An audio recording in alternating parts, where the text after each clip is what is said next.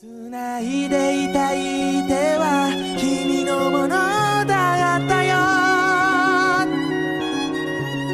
握り方で何もかもを伝え合えるその手だった The first time we see Kousei in the anime, he is seated at a piano on stage at a competition, playing the score perfectly, mesmerizing Tsubaki and the rest of the audience. The scene then shifts to Kousei alone in a music room at school, still seated at a piano. While it appears that he is playing, he never presses the keys. The room is silent aside from the music playing from his headphones. Later, Kousei's personal music room in his home is seen cluttered and dusty from remaining unused for a long time. It came as quite a shock to me when he is seen crying during the same competition that opened the episode. He states that in that moment he knew he was done playing the piano, and that moment is what reeled me into Your Lie in April. Kousei is an extremely talented 14-year-old pianist, with that talent being recognized during his early childhood by one of his mother's close friends. After coming to the realization that her son has a gift, Kousei's mother Saki begins teaching him to play the piano. There are no issues at first, but when Saki's health takes a turn for the worse, playing the piano is no longer a joyous action. I want to discuss Kousei's relationships with the other characters, beginning with his mother. She is first introduced to the story by Kousei honoring her altar, though only minutes after we are given a glimpse of the abusive relationship. Saki is also a well-known pianist in Japan, but never made it big in other parts of the world. Those who viewed Kousei's playing referred to him as the human metronome and a puppet on his mother's strings because he was able to play the score exactly as written due to his mother's teachings. It was often stated by others that Kousei was only a musician in order to live out his mother's unfulfilled dreams. These comments, coming from adults no less, are one of the reasons Kousei felt trapped in his mother's shadow. Like I mentioned earlier, playing the piano was something that both Kousei and Saki enjoyed doing together. In fact, Saki never wanted to make Kousei a pianist, but after witnessing his ability, she couldn't miss the opportunity. When Saki realizes she doesn't have much time left to live, her teaching methods become strict and abusive. Her reasoning in doing so makes sense only because she truthfully wanted Kousei to be able to support himself by playing the piano, as she wouldn't be around much longer. Her means in doing so, however, were not justified.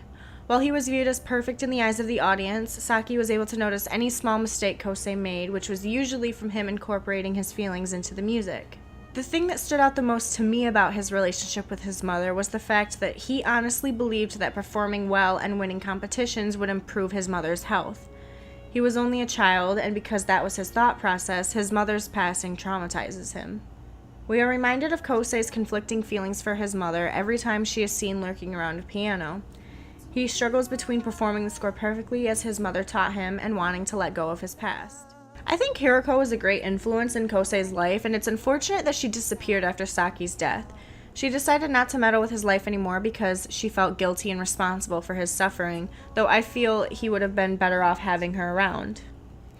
His father is only mentioned a couple times throughout the series, with it being stated that he is away a lot for work.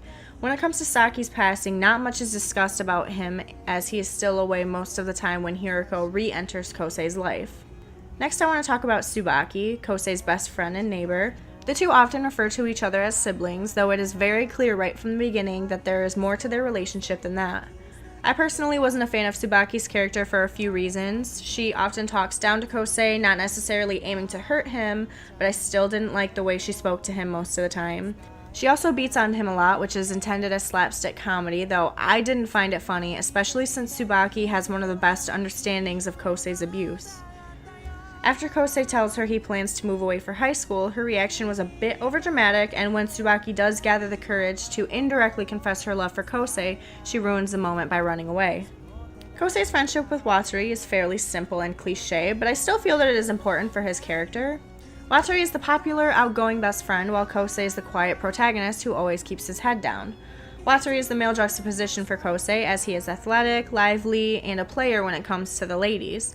I'd say that Watari is also a great form of support for Kousei. I especially loved this scene where he tells Kousei not to say that he has no chance with Kaori because that is for her to decide.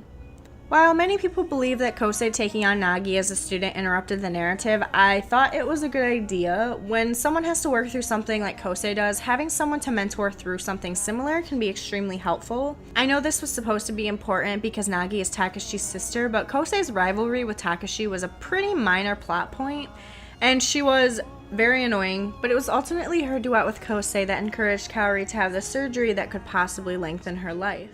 Kaori Miyazono is passionate and free-spirited, things that Kousei wishes he could be.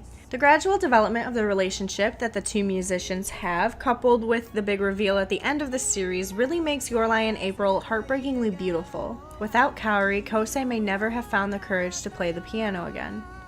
The feelings he develops for her are so innocent and pure that many people could probably relate to him. During episode 10, as Kousei stops during his piece, he finds the inspiration to play again by deciding to play for Kaori, thanking her for entering and bringing color into his life. Also, if I'm going to judge Tsubaki for beating on Kousei, I have to scold Kaori as well, but at least she apologized for it at the end. Kousei struggles with his feelings for Kaori throughout most of the story, not only because he believes that she likes water, but because as her condition worsens, he fears that he will lose everything once more if he loses Kaori. Around the time Kaori ends up in the ICU at the hospital, Kousei enters a depressed state of mind and he declares that he didn't know he was going to fall in love, and he says it so dejectedly it was heart-wrenching. A great deal of character development is seen in the last episode when Kousei plays with his heart and says goodbye to Kaori. Black cats are an important symbol in Your Lie in April, and they are seen around Kousei throughout most of the series. The most important one in my opinion was the green-eyed cat. It is the embodiment of his guilt and fears when it comes to his mother and playing the piano. Every time he sees a black cat, he is also reminded of his childhood pet Chelsea, who was taken away by his mother after she injured one of his hands. There were many times during the series when Kousei's maturity and eloquence surprised me and often made me forget that he is only in middle school, a 14-year-old kid. We see him gain confidence in not only his music, but also himself in general. I really enjoyed the way his character was written, and I feel that Kousei Arima was the perfect protagonist for Your Lie in April. I hope you enjoyed this video. I put a lot of time and effort into it, and I'm so in love with this story. I hope you all have a great day, and I will see you in the next video.